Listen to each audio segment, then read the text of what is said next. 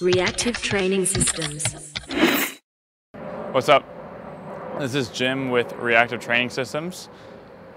I'm coming back from IPF Worlds 2018, hanging out at the top of a Brooklyn apartment as I'm preparing for a seminar with one of our incredibly talented athletes, Isabella von Weissenbady.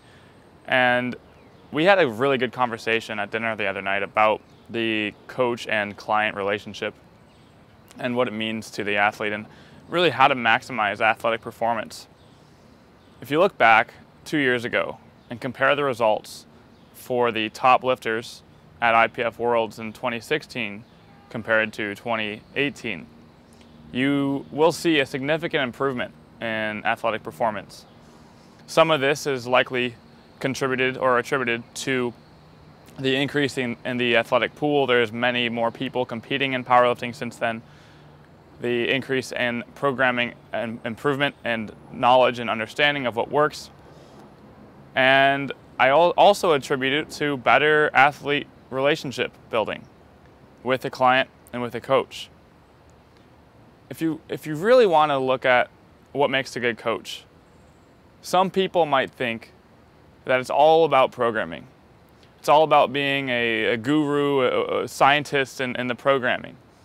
But at the end of the day, if the athletic relationship, if the athlete and client and coach relationship is not on point, then the programming might not be as effective because there is no optimal program.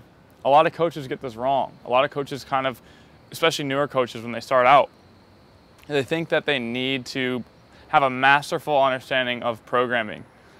But they forget that the connection between them and their athlete is what really can help maximize their performance with any given program. Athlete buy-in, athlete trust.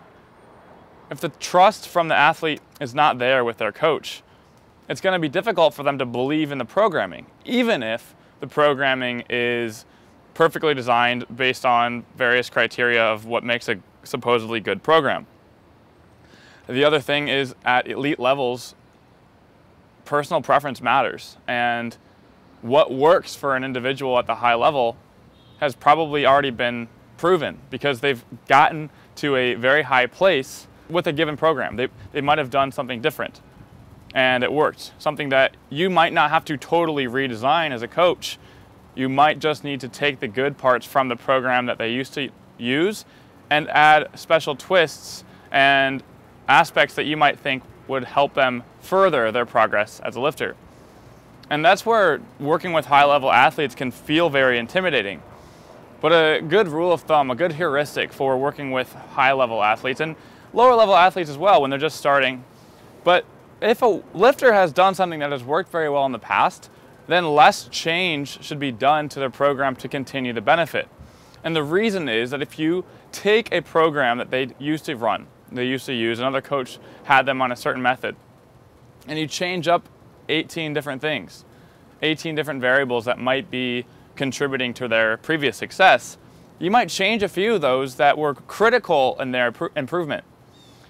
So slightly modifying what has worked to look at potentially the negatives of a prior program without changing up too much, whether that's changing the frequency, changing the exercise selection, the volume, and the intensity.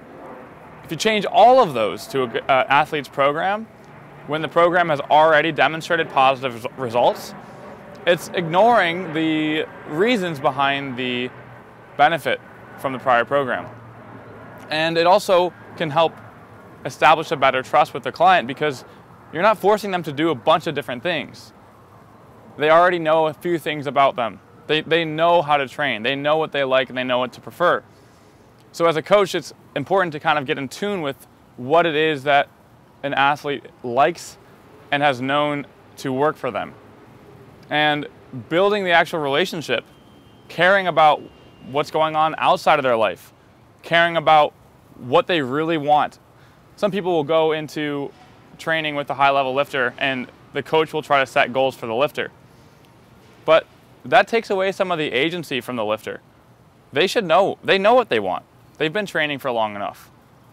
Getting in tune with what they actually want and then writing a program and building that training plan to help accommodate their goals instead of creating your own goals for them might be more effective. There are times and places where helping them establish goals will be helpful, but allow them to do that. Allow them to ask, what should I do next year? What are some good goals that we could set? That allows the trust to be there, and it makes the dynamic work interchangeably so that you're making sure you care about their goals, they know you care about them, the trust is being built, the program we're developing is already working with something they've done in the past, and it allows the continual progress for their growth. And if something bad happens, you're doing everything in a controlled manner so you can look at the variables that might be contributing to their positive progress and the variables that might be taking away from their progress. And that's really what the coach and athlete relationship should be about. Developing with each other, guiding the client, allowing them to have the pathway to get to where they want to be, but it's not necessarily the coach's job to make the pathway, to decide where the athlete needs to be.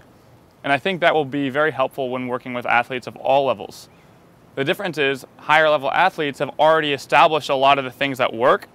When you start working with athletes that don't have as much experience, they don't necessarily know what works, that's where you might need to change a few more things, be a bit more experimental, and be comfortable with being a bit wrong with the initial approach, but being comfortable adapting as you find out the things that work. I hope that was helpful and effective, and I will talk to you guys next time.